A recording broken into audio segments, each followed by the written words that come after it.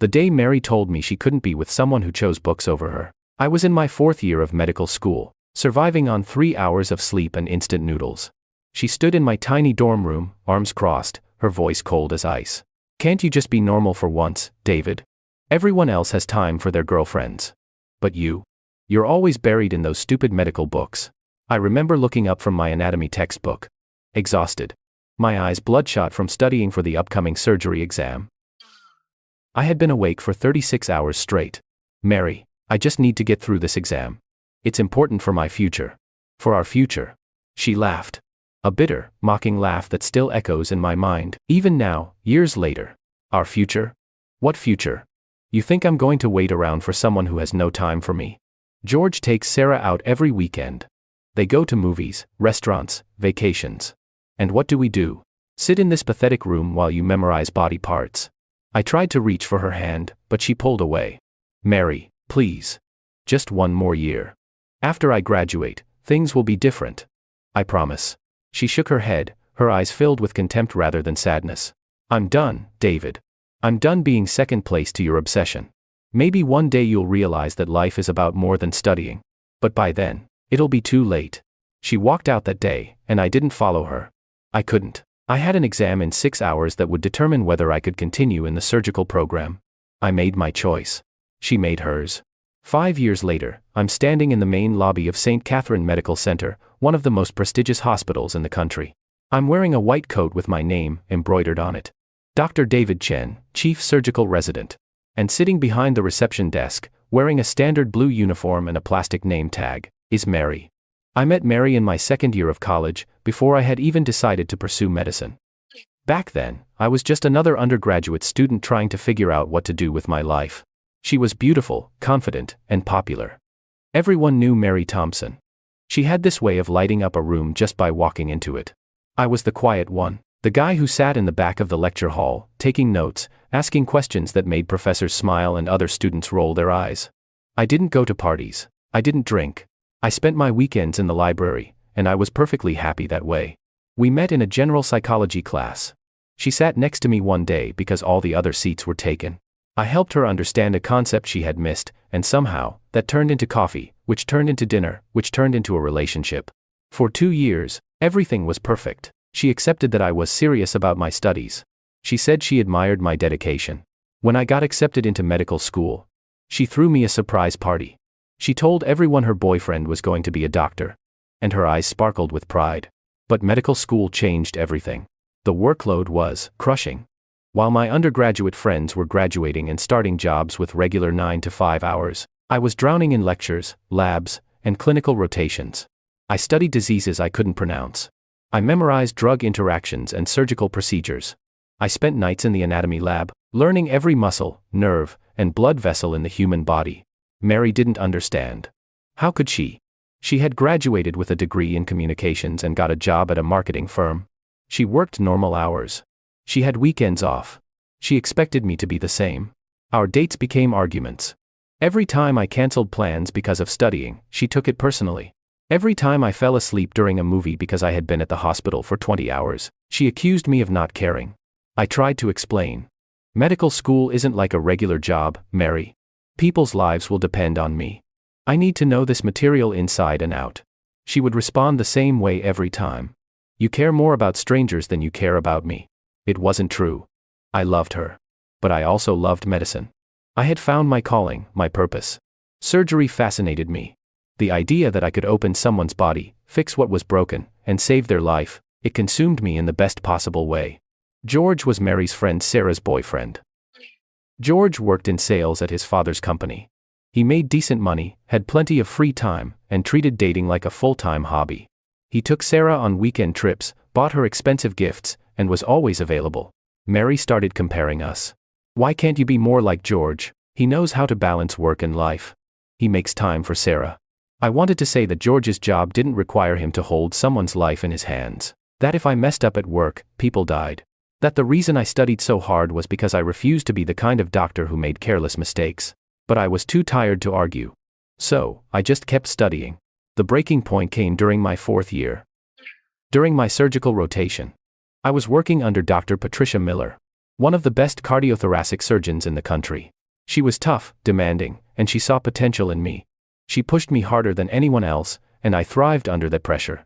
But it meant even less time for Mary. I missed her birthday because I was assisting in an 8-hour open-heart surgery. I couldn't answer her calls because I was in the operating room. When I finally got out and called her back, she didn't answer. She ignored me for 3 days. When she finally agreed to see me, she brought George and Sarah along. We met at a cafe near campus. I showed up straight from the hospital, still in my scrubs, exhausted but trying to make an effort. Mary barely looked at me. Sarah kept talking about the vacation she and George were planning. George made subtle comments about how important it is to live life and not waste your youth working. I sat there, drinking bad coffee, feeling like an outsider in my own relationship. That night, Mary came to my dorm. I thought maybe we would talk, maybe find a way to fix things. Instead, she delivered the speech that ended us. "You're not the person I fell in love with anymore, David. You've become this obsessed, stressed out person who has no time for anything except medicine. I deserve someone who puts me first. George treats Sarah like a queen. And you? You treat me like an inconvenience." I was too shocked to defend myself. Too tired to fight. She continued. "I've tried to be supportive. I really have. But I can't do this anymore. I can't be with someone who would rather study than be with me. So I'm done. We're done." And that was it. 4 years of friendship and love ended in a 10-minute conversation. She left, and I went back to studying. What else could I do? My exam was in the morning. Life didn't stop just because my heart was breaking. I didn't hear from her again. I threw myself into my work even harder. I graduated top of my class. I got accepted into the most competitive surgical residency program in the country. I worked 100-hour weeks, performed hundreds of surgeries, and became the doctor I always dreamed of being. And Mary? I had no idea what happened to her. I deleted her from social media. I avoided mutual friends. I moved on. Or at least, I thought I had. Now, standing in this hospital lobby, staring at the woman who once told me I'd never amount to anything if I kept wasting my life studying, I feel a strange mixture of emotions. There's no satisfaction. No sense of victory. Just a quiet, uncomfortable recognition. She looks different. Older, obviously. But there's something else. The confidence is gone. The spark that made her magnetic has dimmed. She sits behind that desk, typing on a computer, answering phones, directing visitors. She hasn't seen me yet. I could walk away. Take a different entrance, avoid this entire situation. But I don't. I walk toward the reception desk. As I get closer, I see her name tag clearly. Mary Thompson. Patient Services Coordinator. Not even a fancy title. Just a receptionist. I reach the desk. She's on the phone, her voice professional but tired. "Yes, visiting hours are from 9 in the morning until 8 at night. You're welcome." She hangs up and looks up at me with a practiced smile, ready to help the next person. The smile freezes. Her eyes widen. Her mouth opens slightly. For a moment, she can't speak. "David." Her voice is barely a whisper. I keep my expression neutral, professional. "Hello, Mary." She stands up quickly, almost knocking over her coffee cup. She stares at me, her eyes moving from my face to my white coat to the ID badge hanging around my neck. "You're a doctor?" "Here." I nod. "Chief surgical resident. I started 2 weeks ago." She looks like she's been slapped. Her face goes pale, then red, then pale again. "I didn't know. I had no idea you were working here. Why would you?" "We haven't spoken in 5 years. An awkward silence fills the space between us. Other people are waiting behind me, impatient. A woman clears her throat loudly. Mary tears her eyes away from me and addresses the woman. "I'll be with you in just one moment." She looks back at me. And I can see 1,000 questions in her eyes. "Can we talk? Later? Maybe during my lunch break?" I hesitate. Part of me wants to say no, to walk away and never look back. But another part of me, the part that never got closure, is curious. "I'll be in the surgical wing. Find me if you want." I turn and walk away before she can respond. As I head toward the elevators, I can feel her eyes on my back. The rest of the morning passes in a blur of consultations, preoperative assessments, and teaching moments with junior residents. I'm in my element here. In the hospital, I'm confident, capable, respected. Around noon, I'm reviewing surgical notes in the resident lounge when there's a knock on the door. It's Mary. She's holding a sad-looking sandwich from the hospital cafeteria, still in her uniform. She looks nervous, uncomfortable. Is this a bad time? I gesture to the empty chair across from me. "It's fine. I have 20 minutes. She sits down but doesn't eat her sandwich. Instead, she just stares at me. You look good, David. Really good. Successful. Thank you. I'm not trying to make this easy for her. She broke my heart, mocked my dreams, and walked away. I don't owe her comfort. She fidgets with her sandwich wrapper. I can't believe you're actually here. A surgeon. You really did it. I said I would. She flinches at the edge in my voice. I know, I didn't think. She trails off, unsure how to finish that sentence. You didn't think I'd actually make it. You thought I was wasting my time. Her face flushes. That's not what I meant. Isn't it? You told me I was obsessed. That I was choosing books over you. That I'd never have a real life if I kept studying so much. She looks down at her hands. I was young and stupid, David. I didn't understand. No, you didn't. Another silence. This one heavier, filled with years of unspoken resentment. Finally, she speaks again, her voice small. How have you been? Are you happy? I consider the question. Am I happy? I love my job. I'm good at what I do. I've achieved everything I set out to achieve. But happiness? That's more complicated. I'm exactly where I wanted to be, I say carefully. She nods slowly, and I see tears forming in her eyes. I'm glad, really. You deserve it. I don't respond. I don't know what to say. This conversation feels surreal. She wipes her eyes quickly. I should let you get back to work. I just wanted to see you. To say hi. Maybe we could catch up sometime. Maybe. I don't commit. I don't refuse. I just leave it hanging in the air. She stands up, clutching her uneaten sandwich. It was good to see you, David. She walks toward the door, then pauses and turns back. For what it's worth, I'm sorry. For everything I said back then. I was wrong. Before I can respond, she's gone. I sit there, staring at the empty doorway, feeling emotions I thought I had buried years ago, rising to the surface. That night, I can't sleep. I lie in my apartment, staring at the ceiling, replaying the conversation with Mary over and over in my mind. Seeing her again has opened a door I thought I had locked forever. I think about those final months of our relationship. How every conversation turned into a fight. How guilty she made me feel for pursuing my dreams. How small I felt every time she compared me to George. George, who had money and free time but no ambition. George, who could take Sarah on fancy dates because his job required no real skill or dedication. George, who never had to study because his father handed him everything. I remember one particular night, about 2 months before we broke up. Mary had invited me to a dinner party at Sarah and George's new apartment. I almost didn't go. I had a major exam coming up, but Mary begged me. She said I never made time for her friends, that I was becoming antisocial. So I went. The apartment was nice. Too nice for 2 people in their early 20s. George's father had paid for it. Of course. George spent the entire evening bragging about his sales numbers, his new car, his upcoming promotion. Sarah looked at him with adoration. Mary kept glancing at me, then at George, then back at me. I could see the comparison happening in her mind. The disappointment growing. At one point, George put his arm around Sarah and said, "The key to a happy relationship is priorities. You gotta make time for your girl, you know. Work is work, but at the end of the day, it's just a job." Mary nodded enthusiastically. Exactly. That's exactly what I've been trying to tell David. I wanted to argue. I wanted to say that surgery isn't just a job. It's a calling. It's art and science and responsibility all wrapped together. But I was too exhausted to fight, so I stayed quiet. That silence was a mistake. Mary interpreted it as agreement. Or worse. As indifference. Now, lying in my apartment 5 years later, I wonder what happened to George and Sarah. Are they still together? Did George's easy life lead to lasting happiness? And Mary? What happened to her? How did she end up as a hospital receptionist? I grab my phone and, against my better judgment, search for her on social media. Her profile is private, but I can see her profile picture. She's smiling, but it doesn't reach her eyes. Her bio says she works at St. Catherine Medical Center. I scroll through mutual friends and find Sarah's profile. It's public. I click through her photos and find my answer. Sarah and George broke up 3 years ago. Sarah is now engaged to someone else, a lawyer from what I can tell from the photos.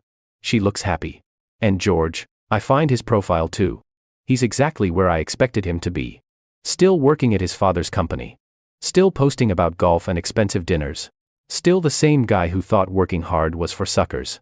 But there's something else. In several of George's photos from 2 and 3 years ago, I see Mary. They're at parties together. At restaurants. At a beach resort. My stomach twists as I realize what happened. After we broke up, Mary got together with George. The guy she constantly compared me to. The guy she held up as the example of what a boyfriend should be. I closed the app, feeling sick. Did she think she'd won? Did she think she'd traded up? And now here she is, working a minimum wage job at the same hospital where I'm training to be a surgeon. The irony is almost too much. The next day at work, I can't focus. I'm distracted during rounds. I snap at a medical student, who asks a perfectly reasonable question. Dr. Miller notices. She pulls me aside after we finish a procedure. Dr. Chen. Is everything all right? You seem off today. Dr. Patricia Miller is in her 50s, brilliant, intimidating, and one of my few mentors who genuinely cares about her residents beyond their performance in the operating room. I'm fine. Just didn't sleep well. She gives me a look that says she doesn't believe me but won't push. Take the afternoon off. Go clear your head. I need you sharp tomorrow. We have a complicated valve replacement scheduled. I don't argue. I change out of my scrubs and decide to go for a walk around the hospital campus. That's when I see them. Mary is outside, sitting on a bench in the small garden area where staff take their breaks. And sitting next to her, much too close, is George. He's wearing an expensive suit. His hair is perfectly styled. He's talking animatedly, and Mary is laughing at something he said. I should walk away. This has nothing to do with me anymore. But I can't move. I stand there, partially hidden by a building column, watching them. George reaches over and touches Mary's hand. She doesn't pull away immediately, but after a moment, she does. She says something I can't hear, and George's expression darkens. He stands up abruptly, clearly frustrated.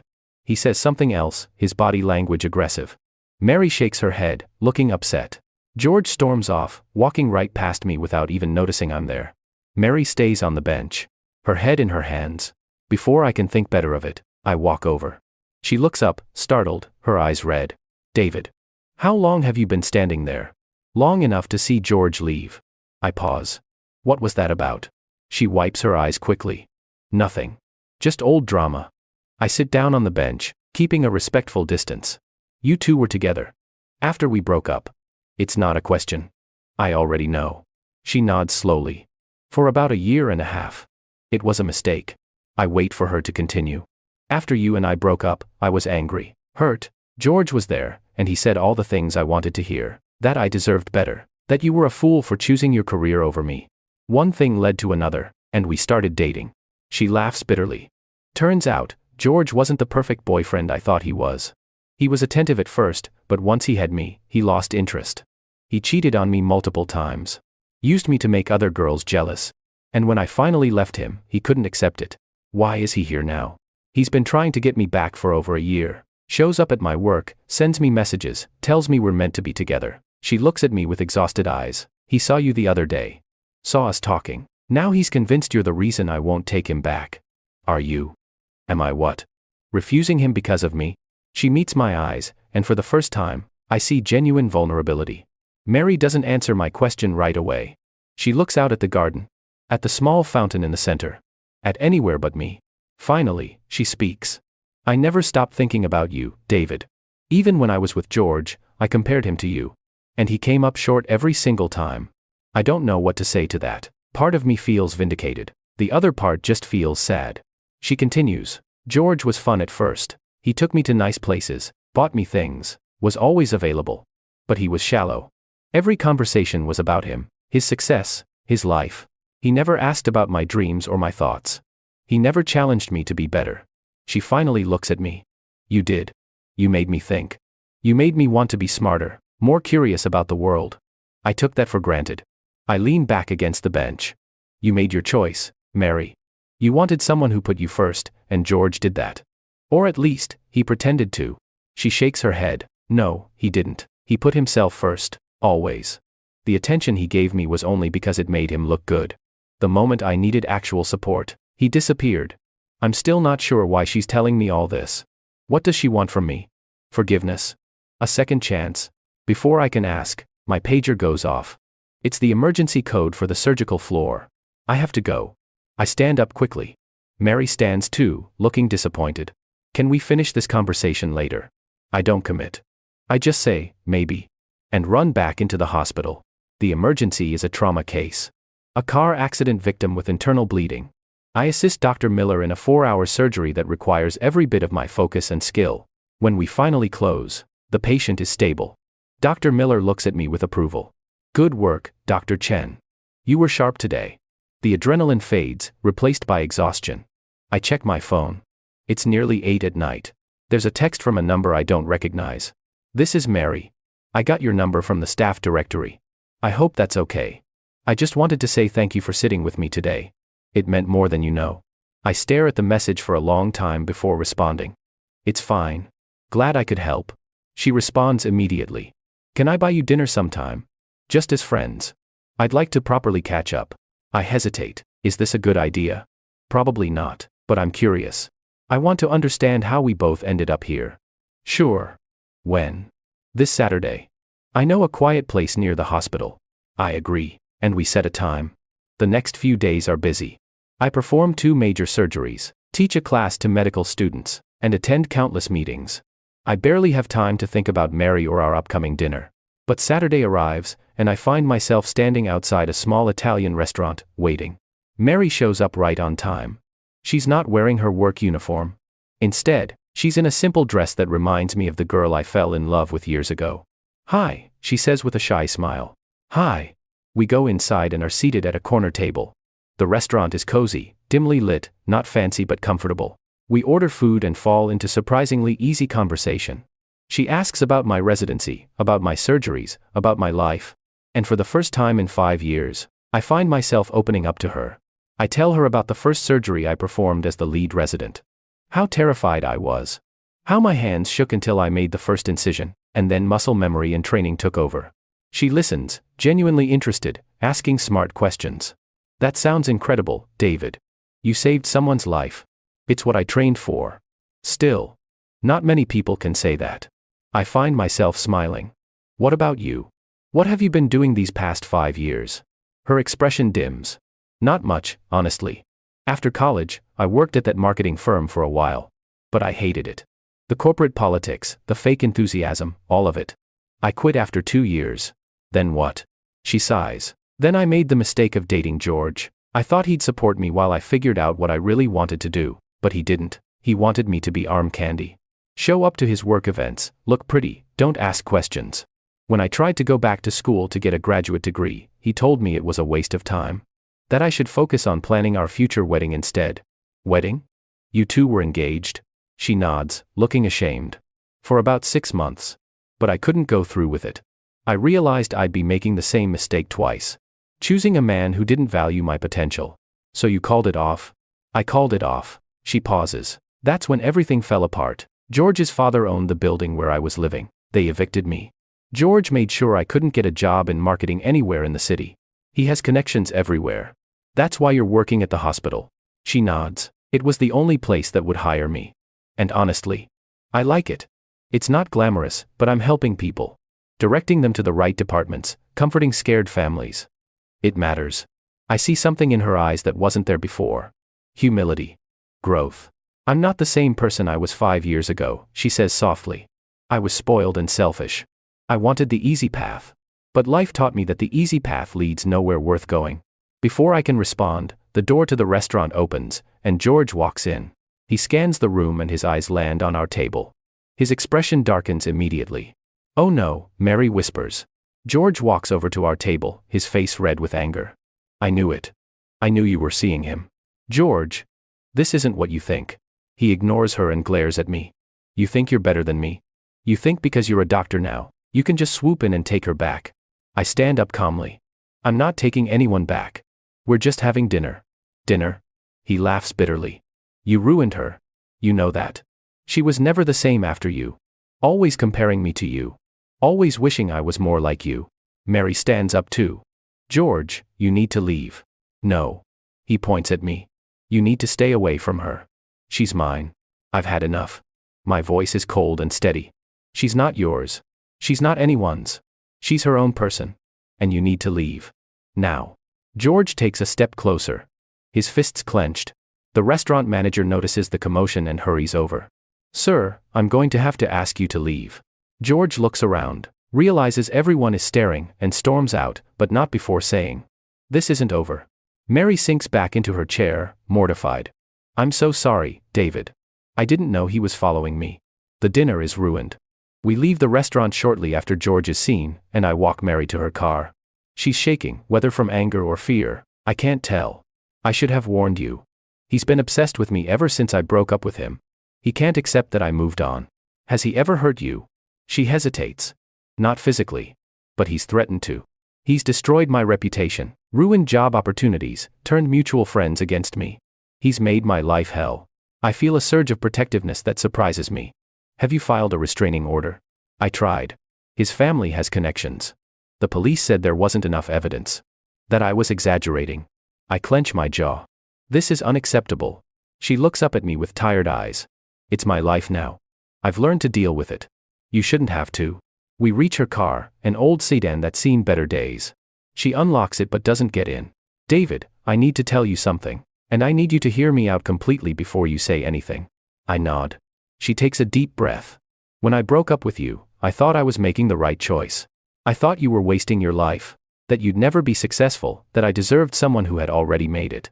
But I was wrong. So incredibly wrong. Tears start falling down her face. You were building something. You had a vision for your life and the discipline to achieve it. And I couldn't see it. I was too immature, too focused on immediate gratification. These past 5 years have been the biggest regret of my life. Not just because you became successful and I didn't, but because I lost the one person who actually loved me for me. Who challenged me to be better. Who saw potential in me that I didn't see in myself. George loved the idea of me. You loved the actual me. I don't know what to say. Part of me wants to forgive her, to tell her I understand, but another part of me remembers the pain, the humiliation, the way she made me feel worthless. Mary, I start, but she holds up her hand. I'm not asking you to take me back. I know I don't deserve that. I just needed you to know that I'm sorry. Truly, deeply, sorry. You deserved better than how I treated you. She gets into her car and drives away before I can respond. I stand there in the parking lot, feeling like I've been hit by a truck. The next week is chaos. George files a formal complaint with the hospital, claiming I'm harassing Mary and creating a hostile work environment. It's completely false. But it triggers an investigation. I have to meet with Human Resources, with my program director, with Dr. Miller. I have to explain the situation. Provide evidence that I've done nothing wrong. It's humiliating and infuriating. Mary comes forward and tells them the truth, that George is her ex who's been stalking her, that I've been nothing but professional. But the damage is done. Rumors spread through the hospital. People whisper when I walk by. Dr. Miller calls me into her office one afternoon. Sit down, David. I sit, exhausted and frustrated. She leans back in her chair. I've reviewed everything. The complaint against you is baseless. George Reynolds has no credibility. And multiple witnesses confirm his harassing behavior toward Miss Thompson. I feel relief wash over me. However, she continues, this situation is a distraction. For you and for this program. I need your head in the game. Can you assure me that will be the case? Yes. Absolutely. She studies me for a long moment. You're one of the best residents I've ever trained, David. You have a bright future in surgery. Don't let personal drama derail that. I won't. I leave her office determined to put this all behind me. But that night, I get a call from Mary. She's crying so hard I can barely understand her. David, please. I need help. He broke into my apartment. I'm on my feet immediately. Did you call the police? Yes, but they're not taking it seriously. They said maybe I left the door unlocked. But I didn't. He was here. He left a note. I'm coming over. Send me your address. I drive across the city, breaking several speed limits. When I arrive at her apartment building, police are already there, but they're getting ready to leave. I approach the officer. What's going on? He gives me a bored look. No sign of forced entry. No evidence of a break-in. Probably just forgot to lock her door. She has a stalker. This isn't the first incident. He shrugs. Unless there's physical evidence or a direct threat, there's nothing we can do. They leave. I go upstairs and find Mary's apartment. She opens the door. Her face pale. Her eyes red from crying. The apartment is small but neat. Nothing appears disturbed except for a piece of paper on her kitchen table. I read the note. It's from George. You can't escape me. You'll always be mine. If I can't have you, no one will. This is a direct threat. I take a photo of it with my phone. Mary, you need to file another restraining order. This is evidence. She shakes her head hopelessly. You don't understand. His family owns half this city. The judge is his father's golf buddy. I've tried. No one takes me seriously. I feel anger rising in my chest. This is beyond unacceptable. I pull out my phone and make a call. It's late, but I don't care. Dr. Miller answers on the third ring. Dr. Chen. This better be important. It is. I need a favor. I explain the situation. Dr. Miller is silent for a moment, then says, "Give me 20 minutes. 18 minutes later, my phone rings. It's a lawyer from the hospital's legal department. Dr. Miller called in a favor. The lawyer listens to the situation, reviews the evidence, and within an hour, has filed an emergency restraining order on Mary's behalf. Moreover, the lawyer contacts the police department's chief, who happens to be on the hospital's board of directors, and explains that one of his officers dismissed a clear stalking case. By midnight, there's a patrol car stationed outside Mary's building. Mary looks at me with a mixture of gratitude and disbelief. How did you do that? I didn't. Dr. Miller did. She has connections that even George's family can't touch. Mary breaks down crying again, but this time from relief. Thank you. Thank you so much. I stay with her until she calms down, then prepare to leave. She grabs my hand. David, wait. I turn back. Why are you helping me? After everything I did to you. I think about that for a moment. Because you needed help. And despite everything, I'm still a doctor. I don't let people suffer when I can do something about it. The restraining order changes everything. George tries to violate it twice and gets arrested both times. His father's connections can't save him from documented evidence. He's facing charges and his reputation is destroyed. Mary finally has peace. Over the next few months, something unexpected happens. Mary and I become friends. Real friends. We have coffee sometimes in the hospital cafeteria. We talk about medicine, about life, about our dreams. She tells me she started taking night classes, working toward a degree in healthcare administration. I wanted to do something meaningful, she explains. Working at the hospital made me realize I want to help people. Just like you do. Just in a different way. I'm proud of her. The growth I've seen in her is remarkable. One day, Dr. Miller approaches me with news. David, you've been selected for the chief resident position next year. Congratulations. It's the position every surgical resident dreams of, the one that virtually guarantees a fellowship at a top program. I thank her, feeling a sense of accomplishment that's hard to describe. That evening, I'm in the doctor's lounge when Mary finds me. I heard the news. She's beaming. Chief resident. That's incredible, David. Thank you. She sits down across from me. Can I tell you something? Of course. 5 years ago, when I told you that you were wasting your life studying, I was projecting my own fears onto you. I was scared that I didn't have direction, that I wasn't special. And when I saw how driven you were, it made me feel worse about myself. So I tore you down instead of building myself up. She looks at me with clear eyes. But you never let my words stop you. You knew who you were and what you wanted. And that's why you're here now. That's why you made it. I appreciate her honesty. It takes courage to admit your mistakes. I made mistakes too, I say. I could have communicated better. I could have made more time. Maybe we both just weren't ready. She smiles sadly. Maybe. But I'm glad you didn't give up on your dreams because of me. The world needs doctors like you. A few weeks later, the hospital holds a formal ceremony for the new chief resident announcement. My father flies in for the event. He's never been one for emotional displays, but I see pride in his eyes. After the ceremony, there's a reception. Colleagues congratulate me. Dr. Miller gives a speech about my work ethic and skill. And in the back of the room, I see Mary. She's not in her receptionist uniform. She's wearing a nice dress, and she's smiling genuinely. She catches my eye and raises her glass in a silent toast. I nod back. After the reception winds down, I find her outside. Thank you for coming. I wouldn't have missed it. She pauses. David, I want you to know something. Seeing you succeed, seeing you become the person you were always meant to be. It doesn't make me jealous anymore. It inspires me. I've started my own journey now. I'm working toward my degree. I'm building a life I'm proud of. And I have you to thank for that example. You did that yourself, Mary. I just showed you it was possible. She steps closer. I know we can never go back to what we were. Too much has happened, but I'm grateful for what we have now. A second chance at friendship. Me too. She hugs me, a brief, friendly embrace, and then walks away. I watch her go, feeling a sense of closure I didn't know I needed. 6 months later. I'm scrubbing in for a complex cardiac procedure when I get word that there's someone waiting to see me. When I finish the surgery hours later, I find Mary in the waiting area.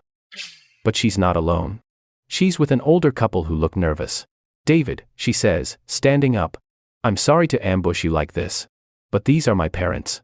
They wanted to meet you. Her father extends his hand. Dr. Chen, we've heard a lot about you.